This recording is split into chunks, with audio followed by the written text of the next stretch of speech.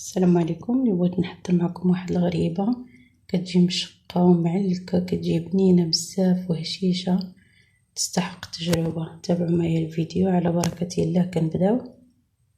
غادي ناخذ واحد القصريه ولا لوبور ولا فاش ما بغيتو تخدموا نتوما.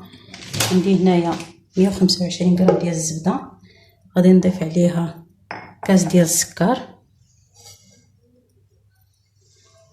غادي نخدمها. انا هاد الزبده راني كنت مخرجاها من قبل من الثلاجه باش تطلق لي دغيا. عند دابا الحراره دغيا غادي تطلق لنا.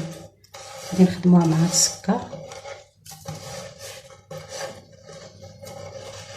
غادي نضيف عليها كاس ديال الزيت، كاس كامل. انا هاد الكيسان عندي قياس العنبه.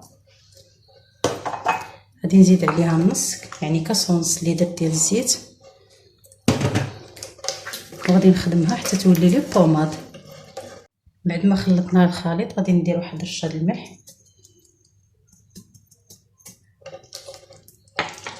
غادي ندير واحد تقريبا كاس ديال ما زهر.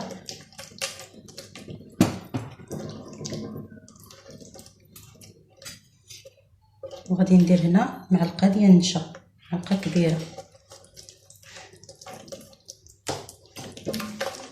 غادي ندير واحد الساشي ديال الخماره.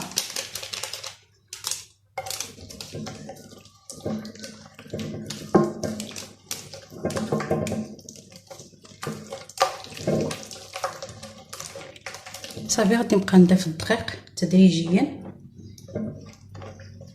الدقيق كيبقى على حسب النوعيه اللي كتخدم به كل سيده. والقوام انا غادي نقول لكم كيف غادي يجي، حقاش ما نقدرش نقول لكم القياس بالضبط على حسب النوعيه راني قلت لكم. المهم القوام غادي نقول لكم كي غادي يكون، ما تكونش خفيفه ما تكونش قاصحه بزاف.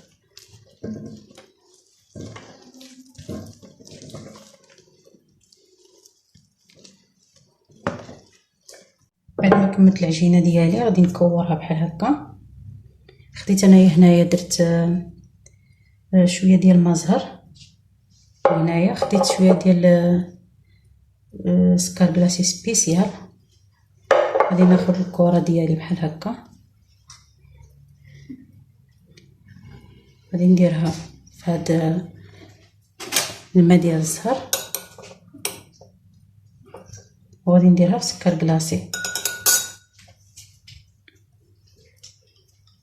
ما نديرهمش كبار وما نديرهمش صغار حيت راهم غادي يضاعف الحجم ديالهم.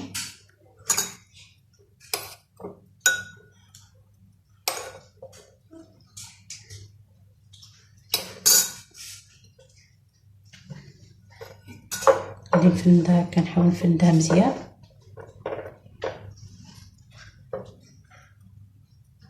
نضرب عليها غير شويه ماشي بزاف، نديرها في اللاطه.